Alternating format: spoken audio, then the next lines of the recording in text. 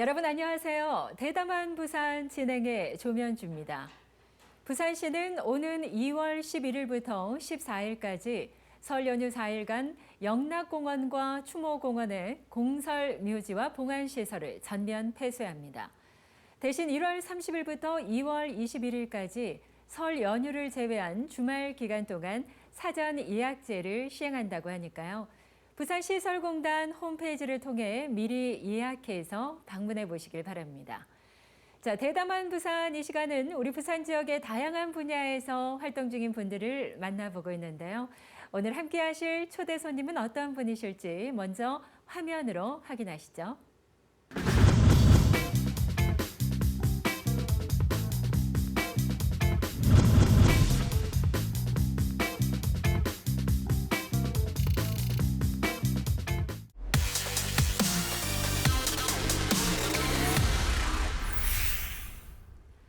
대담한 부산, 오늘은 부산환경교육센터 이윤미 사무국장 모셨습니다. 어서 오십시오. 네, 반갑습니다. 네. 자, 이 부산환경교육센터 먼저 어떤 곳인지에 대한 소개부터 좀 해주시죠. 네, 저희 부산환경교육센터는 2010년도에 부산환경운동연합의 교육 전문기관으로 설립된 시민단체입니다. 네. 시민들의 생태적 가치관 확립에 기여를 하고요. 그리고 환경교육의 대중화와 일상화를 위해서 활동을 하고 있습니다. 네. 지금은 부산시의 지역환경교육센터로 지정이 되어 있습니다. 네. 이 환경의 중요성, 아울러 환경 교육의 중요성은 뭐 아무리 강조해도 지나침이 없을 텐데요. 최근에는 또 환경 교육의 중요성이 점점 더 커지고 있지 않습니까? 그동안 환경 교육의 영역이 어떻게 발전돼 왔는지도 궁금한데요. 네, 우리나라의 환경교육은 사실 시민사회 영역에서 틀을 갖추고 발전해 왔다고 해도 과언이 아닙니다. 네. 7, 80년대 산업화 시기에 여러 가지 환경오염 문제들이 많이 대두가 되면서 전국적으로 환경운동 단체들이 생성이 되었고요. 네. 이러한 환경운동과 활동들을 뒷받침하기 위한 어떤 수단으로 환경교육이 시작이 되었습니다. 네. 네, 이후에 이제 시대가 바뀌면서 환경교육도 많은 변화를 가져왔는데요.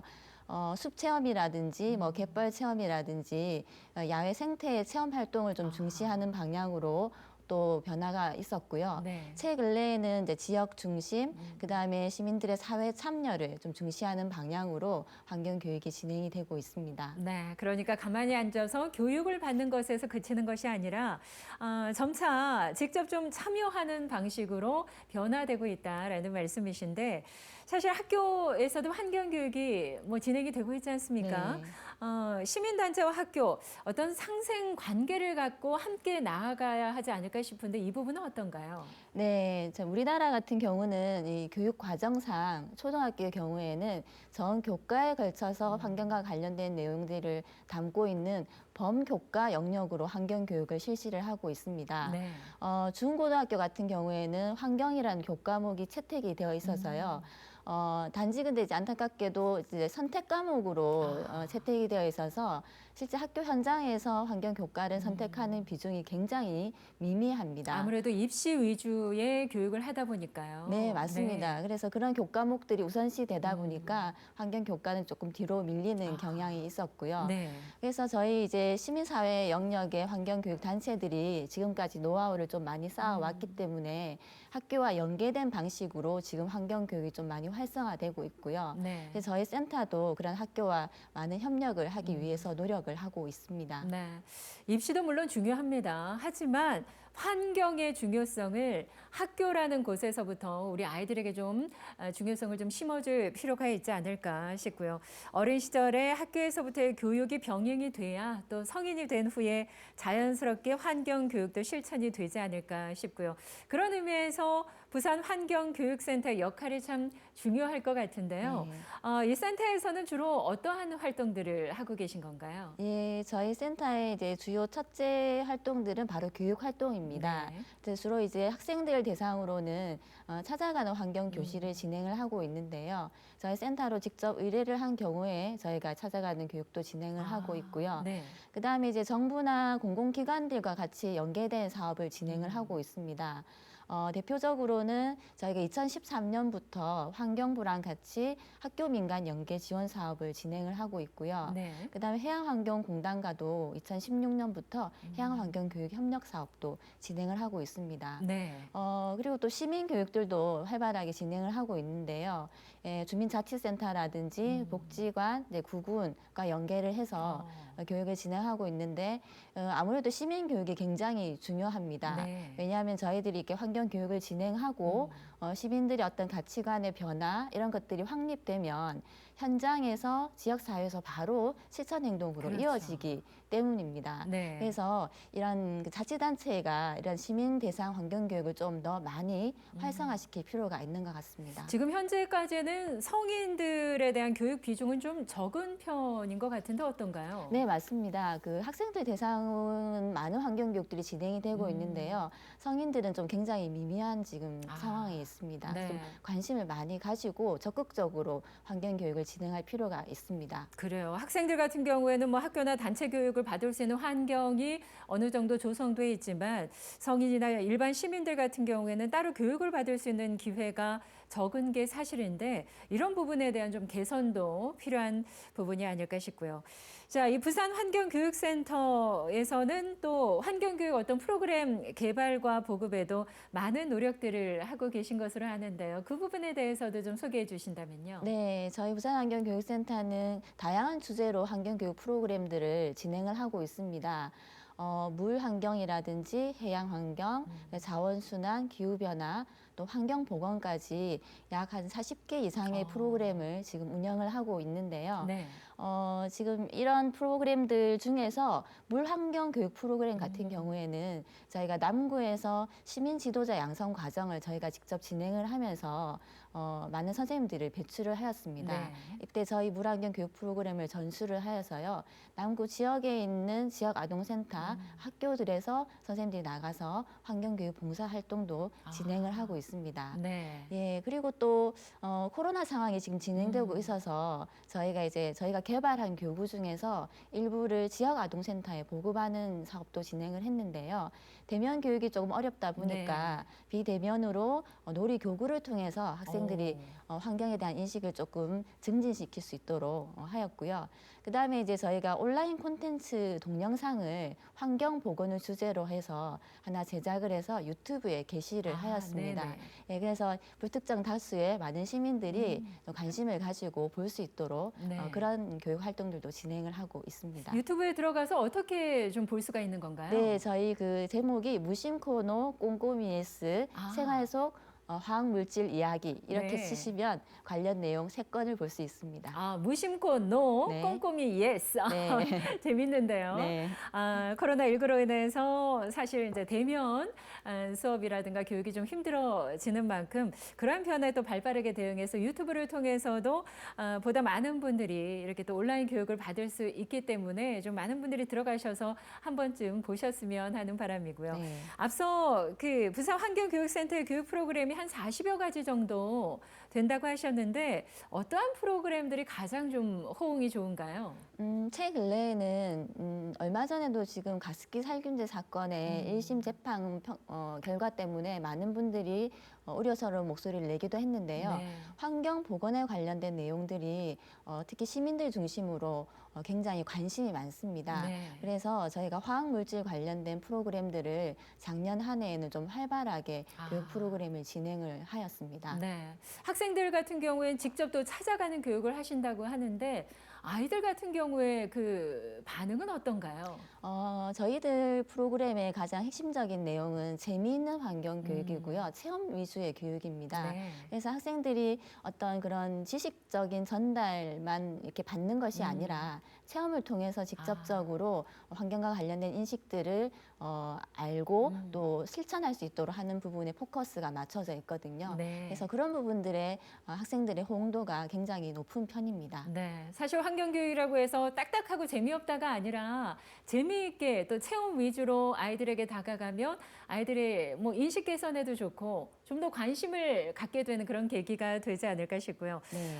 뿐만 아니라 또 다양한 다른 기관들과의 네트워킹도 활발하게 진행을 하고 계시다고요. 예, 저희 이제 부산환경교육센터는 한국환경교육 네트워크의 사무국을 지금 맡고 있습니다. 아, 네. 예, 한국환경교육 네트워크는 이제 전국에 있는 환경교육 기관들이 연대와 이제 교류를 하고 또 환경교육의 일상화라는 비전을 이제 실현하기 위해서 활동하고 있는 단체입니다. 대표적으로는 매년 대한민국 환경교육 한마당을 진행을 하고 있는데요. 그곳에서 전국의 환경교육인들의 교류의 장도 열고요. 그리고 다양한 시민 행사도 또 진행을 하고 있고, 네. 그다음에 정부기관이나 교육기관들 간의 어떤 연대 그리고 교통 이런 장도 마련을 하고 있습니다. 네. 대한민국 환경교육 한마당. 네. 이게 우리 부산에서도 진행이 되는 겁니까? 예, 부산에서는 그게 이제 전국적으로 한 지역씩 돌아가면서 진행이 되는데요. 네네. 부산에서는 재작년에 네. 예, 진행을 했었습니다. 아, 그렇군요. 전국적으로 돌아가면서 그렇게 행사도 진행을 하고 있는 거군요. 네. 자, 이제부터는 중요한 또 본격적인 환경 이야기를 좀 나눠보도록 하겠습니다. 코로나19로 환경 오염에 대한 경각심이 날로 높아지고 있는데요. 최근에 환경 재난 상황을 볼 때 2050년에는 거주 불능 지구가 될 것이다. 이런 말이 나올 정도인데 우리 사무국장 보시기에는 어느 정도로 심각한 상황이라고 생각을 하시는지요? 예, 저는 지금 우리가 기후 위기와 환경 재난의 시대에 살고 있다고 봅니다. 매년 여름이 되면 최고 기온을 지금 경신을 하고 네. 있고요. 작년 같은 경우에는 이제 호주와 미국 캘리포니아 일대에서 대규모 산불이 일어나서 그렇죠. 큰 피해를 입었고요. 네. 또 다른 쪽에서는 반대로 집중호우나 홍수로 인해서 또 몸살을 겪기도 했습니다. 네. 우리나라 같은 경우도 지금 2주 전에 북극 한파가 몰려와서 네. 굉장히 어려움을 당했었는데요. 이 북극 한파도 지구 온난화랑 연관이 있습니다. 북극 지방에 있는 기온이 상승을 하면서 그 북극 상공에 찬 공기를 모아주고 있는 제트 기류가 좀 느슨해지면서 그 찬 공기가 한반도까지 내려온 것이 이 한파의 원인이었습니다. 네. 이뿐만 아니라 지구촌 곳곳에서 여러 가지 기상 이변들이 많이 나타나고 있습니다. 그래서 말씀하신 것처럼 이대로 계속 진행이 된다면 지구는 거주 불가능한 곳이 될 수도 있다라고 네. 봅니다. 그래요. 작년에도 뭐 우리나라에도 비가 상당히 많이 왔고요. 네. 예, 갑자기 북극 한파가 몰아치는가 하면 여름에 기온이 뭐 엄청나게 뜨거운 지역들도 상당히 많았고 이로 인한 뭐 호주의 산불도 아마 뉴스를 통해서 많은 분들이 보셨는데 그러한 부분들을 보시면서 정말 환경의 문제가 심각하구나 좀 깨닫지 않으셨을까 싶고요. 현재 가장 심각한 환경 문제 아무래도 인간 생활과 밀접한 관계를 맺고 있는 그런 기후 변화가 아닐까 싶은데요. 어떻게 보십니까? 네, 기후변화는 사실 지역의 환경 문제를 넘어서서 전 지구적인 영역입니다. 그리고 또 환경 문제뿐만 아니라 정치, 경제, 사회, 문화 전 영역과 관련이 되어 있고요. 네. 궁극적으로는 인간의 생존과 직결된 문제이기도 합니다. 그래서 그 유엔에서는 IPCC라는 기후변화에 관한 정부 간 협의체라는 조직이 있는데요. 네. 이 IPCC는 이제 기후변화의 어떤 원인이나 영향 그리고 대처 방안을 담은 보고서를 약 한 5년에서 6년 주기로 발간을 하고 있습니다. 네. 이번 5차 보고서에 따르면 인류가 지금처럼 온실가스를 계속 방출을 한다면 21세기 말에는 지구의 평균 온도가 약 한 3.7도 정도 상승을 한다고 이렇게 네. 보고 있거든요. 근데 지금 지난 약 한 100년 동안 지구의 온도가 1도 가까이 상승을 했습니다. 3.7도라면 어마어마한 온도군요. 네, 그렇죠. 지금 1도 가까이 상승했음에도 불구하고 지금 전 지구적으로 많은 이상기후로 힘이 들고 있지 않습니까? 네. 그래서 이러한 부분들에 우리가 좀 잘 대처하는 방안을 이제 찾아 나가는 것이 필요합니다. 네. 역시 지구 온난화로 인한 문제 간과할 수 없는 부분인 것 같고요. 자, 그렇다면 지구 온도가 이렇게 상승하게 되면 구체적으로 어떠한 변화들이 나타나게 되는 건가요? 예, 보통 우리가 이제 임계점 티핑 포인트라는 용어를 사용을 하는데요. 어떤 한 지점까지는 그 변화 정도가 굉장히 미미하다가 네. 한 지점을 통과하게 되면 이제 걷잡을 수 없는, 돌이킬 수 없는 상황이 되는 것을 말하거든요. 기후 변화도 마찬가지죠. 조금씩 올라가는 기후 변화, 그 지구 온도의 상승에는 우리가 별 변화를 느끼지 못하다가 어떤 지점을 통과하게 되면 그때 되어서 우리가 탄소 배출을 멈춘다 하더라도 네. 이미 돌이킬 수 없는 상황이 된다는 것입니다. 그리고 이제 인류는 지구 온도가 2도씨 이상 된 상황에서 살아본 경험이 없거든요. 네. 그래서 예측 불가능한 상황이라는 아하. 것입니다. 네. 그래서 이제 이 유엔 기후변화 협약에서도 지구 온도를 1.5도씨 이내 상승을 목표로 지금 잡고 있거든요. 네. 그것도 이제 사실 그렇기 때문에 우리가 기후변화의 어떤 완화 정책들도 필요하지만 잘 적응하는 정책도 필요한 것이 바로 이런 이유라고 볼 수가 있습니다. 네. 지금 우리가 보고 있는 이러한 환경 변화들, 이러한 문제들도 1도가 상승해서 나타나는 문제인데 앞서 21세기 말에는 3.7도 정도 상승할 수 있다. 정말 상상하기도 싫고요. 네. 예. 그러한 경각심을 가지고 많은 분들이 환경에 좀 관심을 갖고 노력을 해 주셔야 할 것 같은데요. 이를 위해서는 뭐 개개인이 일단 뭐 플라스틱, 일회용 용품을 좀 줄인다던가 또 미니멀 라이프를 추구하는 개인들도 이제 점점 또 늘어나고 있긴 합니다. 하지만 이런 개인만의 노력으로는 지금의 기후 위기 글쎄요 막을 수가 없을 것 같고 전 세계 각 정부들이 나서서 강력한 친환경 정책을 해야 한다. 이러한 의견에 힘이 쏠리고 있는데 어떻게 보시는지요? 네, 맞습니다. 이 기후 위기는 이제 한 개인이나 한 국가가 노력한다고 해서 해결되는 문제가 아닙니다. 네. 전 세계적으로 모든 국가가 함께 탄소 배출을 줄이기 위해서 노력을 해야 될 필요가 있습니다. 그래서 유엔에서는 1992년도에 유엔 기후변화 협약이라는 것을 체결을 하여서요. 지금까지 쭉 이어지고 있는데요. 네. 지금 현재 전 세계에 약 197개국이 가입이 되어 있고요. 네. 그 지구상에 있는 거의 모든 나라들은 다 가입이 되어 있다고 보시면 되고 네. 당연히 우리나라도 가입이 되어 네, 있고요. 그래서 매년 그 이제 대상 국가들 중에 한 곳에서 당사국 총회를 진행을 하고 있습니다. 네. 그래서 기후변화 대응과 관련된 여러 가지 논의들을 지금 진행을 하고 있습니다. 네. 자, 그렇다면 보다 구체적으로 기후변화 협약에 대해서도 좀 자세하게 설명을 해 주신다면요. 네, 기후변화 협약은 대기 중에 있는 온실가스의 농도를 안정화시키자라는 목표에 의해서 체결된 협약인데요. 네. 과정을 간단하게 좀 말씀을 드리면 1997년도에 일본 교토에서 교토 의정서라는 것이 채택이 됩니다. 이 교토 의정서는 그 온실가스 배출에 역사적인 책임이 있는 선진국들에게 감축 의무 할당량을 부과를 한 것입니다. 네. 그런데 안타깝게도 이 온실가스를 가장 많이 배출한 국가인 미국이 발효가 되기도 전에 탈퇴를 하게 되고요. 네네. 그 이외에 많은 국가들이 줄줄이 탈퇴를 하게 됩니다. 네. 그리고 이제 온실가스를 많이 배출하는 국가 중 하나인 중국, 인도, 우리나라 같은 경우는 당시에 개발도상국의 지위를 가지고 있었기 때문에 네. 의무 감축 대상 국가가 아니었습니다. 아. 그러니까 이러한 이유들로 인해서 교토의정서는 온실가스 감축의 좀 효과가 좀 미미하다라는 그러한 평가를 받고 있습니다. 네. 그래서 이래서는 더 안 되겠다라는 공감대가 형성이 되면서 2015년도에 파리 기후변화 협약에서 신기후 체제가 출범이 되게 됩니다. 네. 가장 큰 차이점은 이 신기후 체제는 모든 국가가 온실가스를 감축해야 될 의무를 부여받았다는 데 있습니다. 네. 그래서 우리나라도 이러한 어떤 그 신기후 체제의 출범에 맞추어서요 여러 가지 정책들을 추진을 하고 있습니다. 네, 말씀하신 것처럼 온실가스를 가장 많이 배출한 미국 등이 이제 탈퇴를 했다라는 말씀을 해주셨는데 이번에 조 바이든 정부가 이제 들어서면서 바이든 대통령이 다시 복귀하겠다 이렇게 네. 또 행정명령을 발동한 것으로 아는데요. 네네. 예. 그래서 아마 이번에 미국의 정부가 바뀌면서 다시 기후변화 협약 신기후 체제 안에 들어올 것으로 예상되고 있습니다. 네. 어느 한 나라만의 노력이 안 되고요. 예, 모든 전 세계에서 함께 노력을 해야 되지 않을까라는 생각이 들고 구체적으로 어떤 환경 관련 규제나 법 어떠한 것들이 필요하다고 보십니까?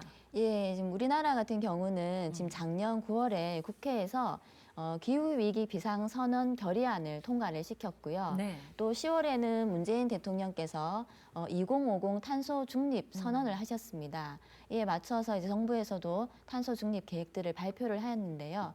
이게 탄소 중립이라는 것은 우리가 이산화탄소를 배출을 한 만큼 감축 정책을 써서 그 이산화탄소를 걷어들이는, 그러니까 제로의 상태를 만든다는 것을 의미를 하거든요. 네. 근데 전 세계 지금 많은 국가들이 탄소 중립 선언을 하였고요. 이게 전 세계의 어떤 글로벌 패러다임에 맞춰서 우리나라도 발맞춰 가는 것으로 지금 보고 있습니다. 탄소를 배출하지는 않을 수 없으니까 네. 대신 배출한 만큼 다시 걷어들이면서 제로화를 만들겠다라는 네, 것을 네. 말하는 거군요. 예, 맞습니다. 그래서 이 탄소 중립의 핵심적인 내용을 살펴보면 일단은 화석 연료의 사용을 줄이는 것이고요. 네. 그 다음에 이제 재생 에너지를 확대하는 데 있습니다. 우리나라 같은 경우는 이제 발전, 뭐 수송, 상업, 산업 모든 분야에서 화석 연료의 사용량이 굉장히 많습니다. 네. 그래서 이것을 획기적으로 줄이는 것이 필요하고요. 그다음에 이제 에너지 전환을 통해서 재생 에너지를 확대해 나가는 것이 필요합니다. 네. 사실 말씀이 좀 어렵다고 느낀 게요. 우리가 화석 연료 사용을 줄여야 된다, 재생에너지를 확대해야 된다. 이런 부분이 조금 피부로 와닿지는 않거든요. 네. 예, 하지만 중요하다는 건 알고 있습니다. 구체적으로 일단 뭐 어떠한 식으로 일상생활에서 좀 노력을 할 필요가 있다라고 좀 생각을 하시는지요? 예, 사실은 지금 이제 이 상업이나 시민 영역에서 탄소를 배출하는 것보다 네. 예, 산업이나 그렇죠. 발전 부분에서 탄소를 배출한 양이 훨씬 더 많거든요. 네. 그래서 일단은 정부의 정책을 정부가 탄소 중립을 해 나가려고 하는 의지가 사실은 굉장히 중요합니다. 그래서 정부가 그런 정책들을 잘 추진하는지 우리 시민 사회에서는 잘 살펴보고 아하. 또 적극적으로 대안 제시를 하고 이런 것들이 꼭 필요하다라고 봅니다. 네. 사실 산업화와 어떤 환경 문제 연관이 안 될 수가 없잖아요. 우리가 네. 산업화와 어떤 경제가 발전을 하긴 했지만 그만큼 더 환경은 점점 나빠지고 있는 게 사실인데 앞서 뭐 개개인의 노력만으로는 이 환경을 개선되긴 힘들다라고는 했지만 이 개인의 노력이 또 바탕이 돼야 하는 부분 아니겠습니까? 네, 맞습니다. 부산 환경교육센터의 또 사무국장님으로서 우리 방송을 시청하고 계시는 많은 시청자분들 가정에서부터 직장에서부터 이렇게 좀 실천을 해 주십시오. 이런 당부의 말씀이 있으시다면은요. 네, 저희는 지금까지 굉장히 뭔가를 많이 사고, 그 다음에 많이 쓰고, 그리고 많이 버리는 그러한 생활 습관에 좀 익숙해서 왔다라고 볼 수가 있습니다. 네. 저도 사실 옛날에는 그랬었고요. 예, 그런데 이제는 저희가 이러한 이제 어떤 생활 방식으로는 더 이상 지속 가능할 수 없다라는 그러한 어떤 생각들을 가지시는 게 중요할 것 같습니다. 당장 이제 우리 세대보다는 우리의 다음 세대들의 네. 생존을 위해서 우리가 친환경 생활을 실천하는 것이 필요하고요. 또 윤리적인 소비, 생태 소비 이런 것들로 우리가 생활 습관을 바꾼다면 이러한 기후 위기 문제는 충분히 막을 수 있으리라는 생각이 들고요. 네. 그렇게 크게 어렵지 않습니다. 뭐 대중교통 이용하고요, 가정에서 전기를 절약하고 네. 물 절약하고 플라스틱 사용 줄이고 재사용, 재활용 이런 것들 충분히 실천을 한다면 충분히 우리도 기후 위기에 대응하는 모범 시민이 될 수 있다라고 봅니다. 네, 코로나19로 인해서 일회용품 사용량이 부쩍 늘어났다는 그런 기사들 뭐 많은 분들이 알고 계실 겁니다. 예, 비움으로써 또 행복해지는 그런 것을 좀 많은 분들이 느껴보셨으면 좋겠고 환경 문제를 해결하기 위한 전 세계의 공동 대응과 또 각 개인들의 자각과 의지가 함께할 때 우리 기후 위기 조금이라도 막을 수 있지 않을까 싶고요. 자, 마지막으로 부산 환경교육센터 올해 2021년 어떠한 계획들을 또 갖고 추진을 하실 예정이신지요? 네, 저희 올해도 예년과 마찬가지로 찾아가는 환경교실 그리고 시민환경교육, 해양환경교육 등 다양한 교육들을 열심히 진행을 할 예정입니다. 네. 그리고 교육 프로그램도 또 다양하게 개발을 하여서요. 학생들이 더 재미있고 더 마음에 와닿는 그런 환경교육을 진행을 할 예정입니다. 네. 찾아가는 교육이 좀 많아졌으면 좋겠는데요. 아직까지는 코로나19 상황이기 때문에 찾아가는 교육에 어떤 한계가 좀 있을 것 같은데 이러한 부분에 대해서는 어떻게 좀 대처를 하실 예정일까요? 예, 사실 저희가 작년에 많은 교육들을 또 준비를 하고 여러 가지 좀 활동들을 또 준비를 했었었는데요. 네. 코로나 상황 때문에 좀 많이 어려움이 있었습니다. 그래서 이제 온라인을 통하여서 학생들이 비대면 교육도 또 진행을 했었고요. 네. 그래서 올해도 작년에 어떤 그런 상황들을 교훈을 삼아서 대면 교육뿐만 아니라 비대면 교육도 여러 가지로 준비를 하고 있습니다. 네. 온라인 뭐 유튜브를 통한 그런 재미있는 환경 프로그램들도 좀 많이 개발이 돼서 보다 많은 분들이 좀 즐겁게 볼 수 있었으면 하는 바람을 가져봅니다. 자, 환경의 중요성 모든 분들이 잘 알고 계실 겁니다. 하지만 과연 우리는 얼마나 잘 실천하고 있는지 오늘 사무국장님 말씀 들으면서 이 시간 통해서 꼭 한번 되돌아보셨으면 하는 바람입니다. 자, 지금까지 부산 환경교육센터 이은미 사무국장과 함께했습니다. 오늘 말씀 감사합니다. 네, 감사합니다. 네, 고맙습니다. 자, 코로나19는 자연이 인간에게 전하는 경고음이라는 이야기가 있습니다. 지구가 더 이상 스스로 회복하지 못하고 망가져가고 있다는 경고음일 텐데요. 많은 것을 가지고 쓰고 버리는 생활 양식에서 벗어나 이제는 지구와 자연을 생각해 우리 스스로 적게 소비하는 습관을 키워나가는 것이 필요한 때가 아닐까 싶습니다. 자, 대담한 부산 오늘 준비한 내용은 여기까지입니다. 함께해 주신 여러분 감사드리고요. 저는 다음 시간 다시 인사드리겠습니다. 고맙습니다.